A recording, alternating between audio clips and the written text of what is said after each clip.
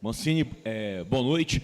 Como é que o senhor analisa, né, o resultado, a atuação do Goiás hoje e também, ao mesmo tempo, a atuação da arbitragem? Pelo menos na Band News, houve um pênalti claro em cima do Jajá que não foi dado na etapa 1. Enfim, eu queria a sua avaliação do jogo, da atuação do Goiás e também a avaliação da atuação da arbitragem. Boa noite a todos.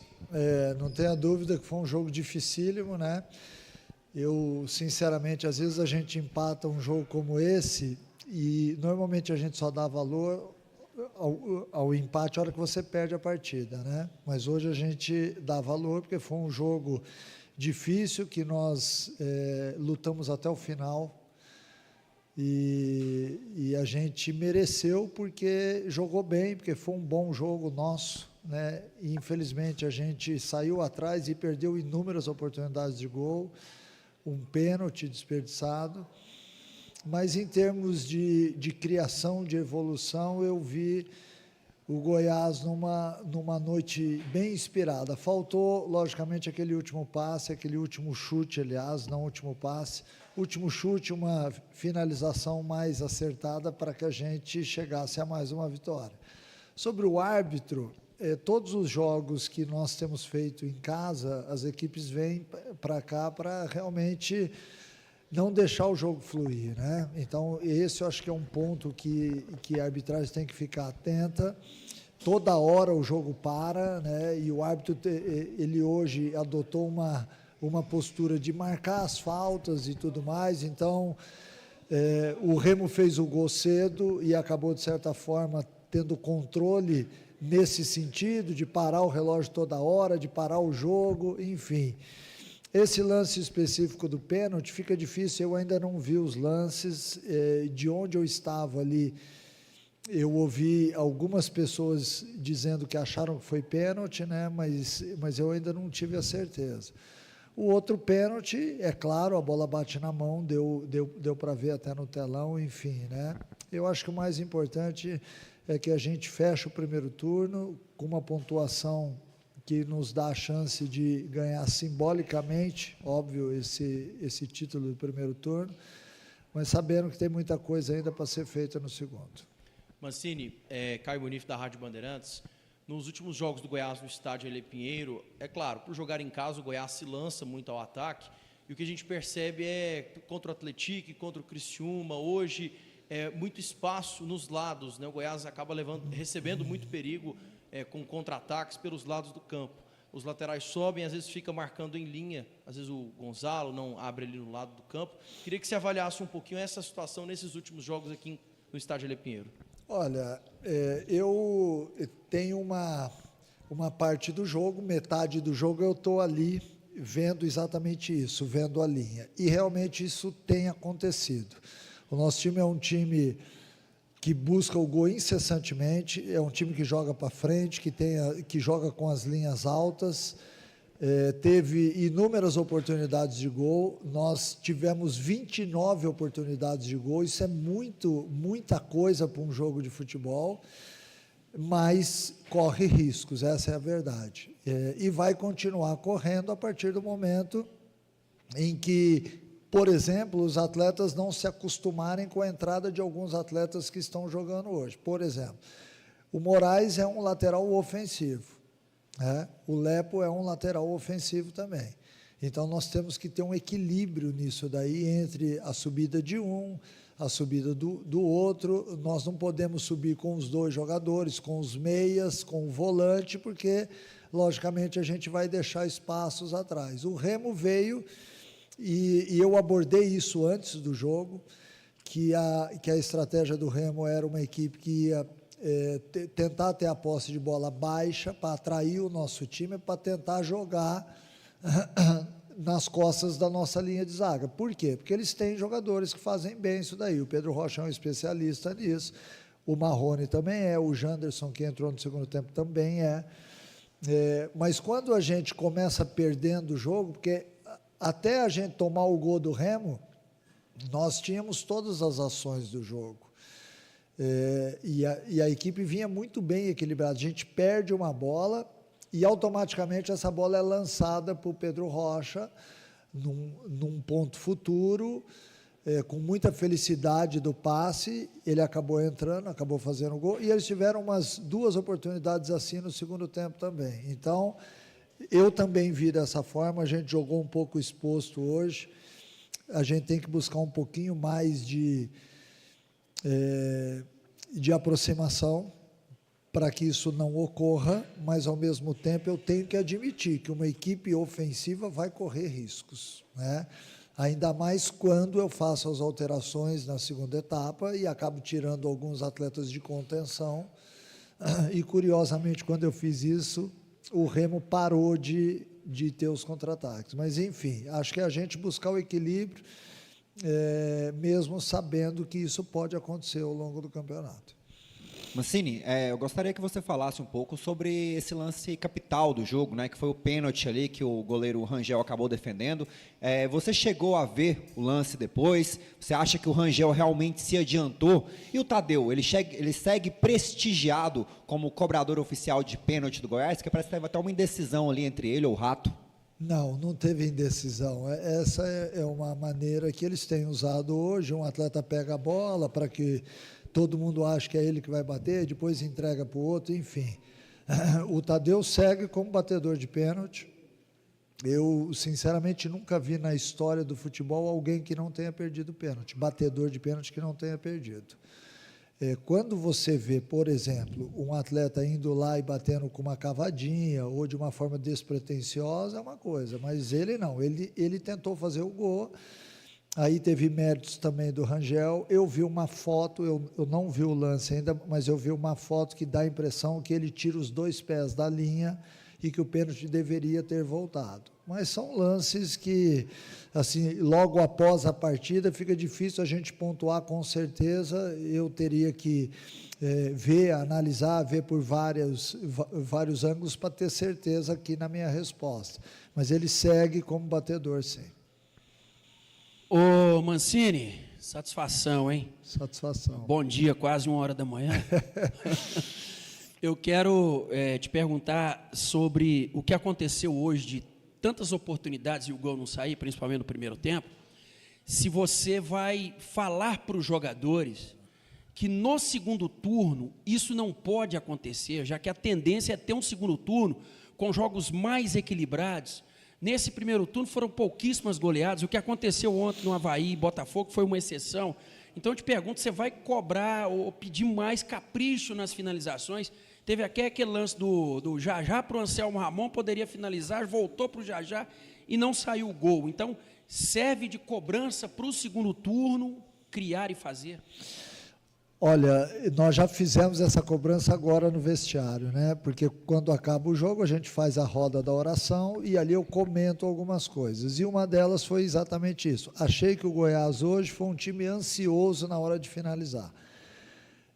E para todos nós que já estamos há bastante tempo no futebol, tenho certeza que vocês também estão, o gol ele não pode ser feito de qualquer maneira. O gol é uma assinatura, é uma obra de arte que você está assinando.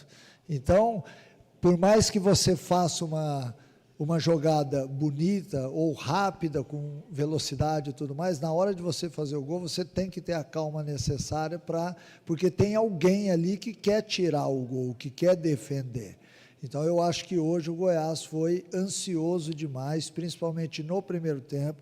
Nós tivemos chances claras de gol, como em outros jogos a gente não havia tido, mas, infelizmente, o nosso último chute foi muito abaixo do que todo mundo esperava.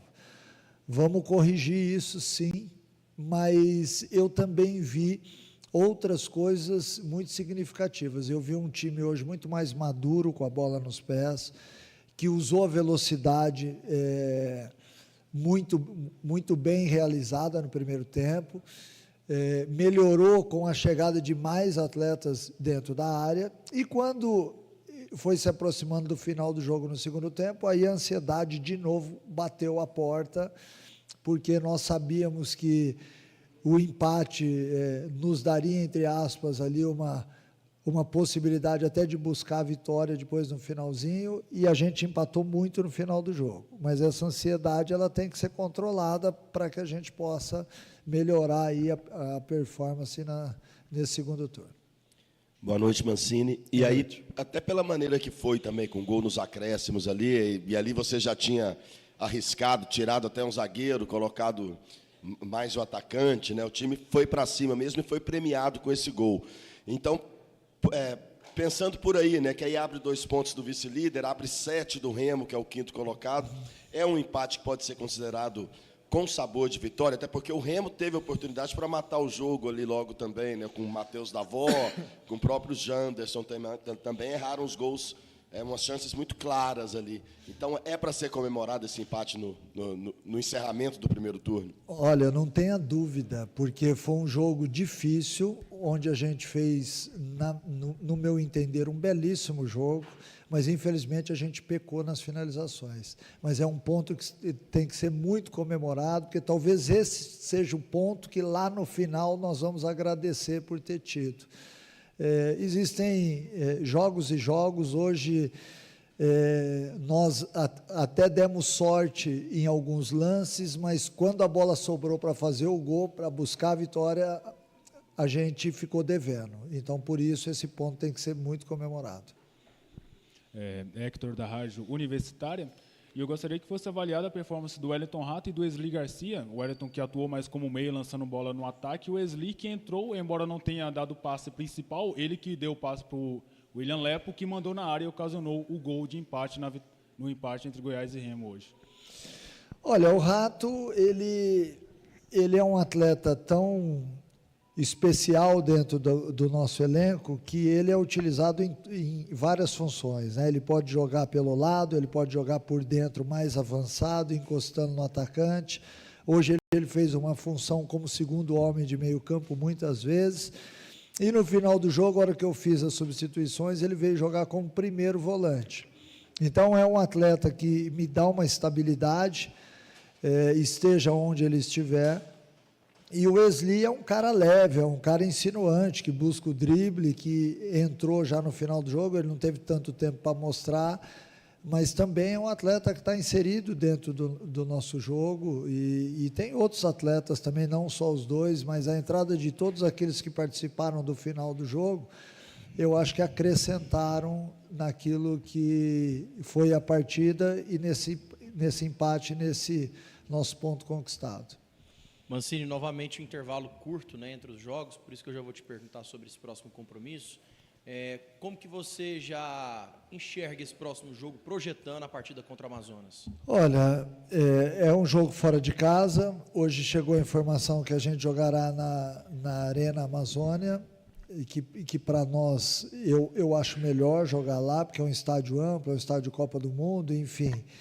Agora, o Amazonas atualmente não é o Amazonas do primeiro turno. É uma equipe que melhorou nas mãos do Zanardi, é um time que tem jogado bem. Assisti os 2 últimos jogos deles, melhoraram muito. Hoje é um time mais equilibrado, que chega bem à frente, que finaliza, que tem uma estrutura boa de marcação. Então, certamente vai ser mais um daqueles jogos difíceis que a Série B normalmente apresenta para a gente, né? O equilíbrio nessa divisão é muito maior do que em qualquer outro campeonato, então, por isso, serão jogos onde a gente vai ter que ter uma postura realmente, se quiser sair vencedor, uma postura firme de uma equipe que quer realmente ser campeã, buscar o acesso. E esse tipo de jogo é um jogo importante para a somatória de pontos. Boa noite, Mancini. Milena da TV Goiás, com perguntas dos torcedores. Eu separei uma primeira aqui, que mais de uma pessoa perguntou. Fred Correia, Davi Aires, Mancini, para você, qual foi o erro principal do Goiás para não sair com a vitória hoje? Eu acho que a gente pecou nas finalizações, porque nós tivemos várias oportunidades, a equipe criou bastante, chegou bem à frente, teve várias finalizações, alguns lances até no primeiro tempo, né, que o estádio inteiro achou que a gente marcaria o gol, e infelizmente isso não aconteceu. Então eu acho que nós acabamos pecando nas finalizações. Eu acho que o rendimento da equipe hoje foi um bom rendimento, pena que a gente não chegou ao gol antes, né? Nós só empatamos no final. Se de repente a gente tivesse empatado antes, talvez a gente estivesse até falando de mais uma vitória dentro de casa. E aí até abre espaço para a pergunta do Ricardo. Você acha que faltou mais ênfase nesse último passe? Como que o Goiás vai trabalhar isso durante a semana? Olha, nós temos pouco tempo até o próximo jogo, né? Não sei se vai dar tempo de fazer muita coisa em cima especificamente disso. Eu acho que não foi o último passe, foi a finalização. Nós até tivemos um bom último passe, várias vezes a equipe chegou dentro da área com várias finalizações de quase dentro da pequena área, mas infelizmente a gente acabou pecando. Isso é muito, logicamente, que se deve fazer no treinamento, mas também é muito do estado emocional do atleta. Às vezes o atleta está ansioso, está buscando ali o espaço dele na equipe e ele acaba, dentro dessa ansiedade, finalizando um pouquinho antes do tempo e, às vezes, se ele esperasse um pouquinho mais, a chance seria até um pouquinho melhor aproveitada. Então, isso também dá para se corrigir alguma coisa, mas também é importante a gente analisar o emocional do atleta, o quanto ele estava ansioso naquele momento para finalizar. Beleza, gente. Está finalizada a coletiva com Wagner Mancini. Vamos redirecionar as perguntas agora para o diretor de futebol, Lucas Andrina. TV Goiás, a Milena abre a entrevista. Boa noite, Andrino.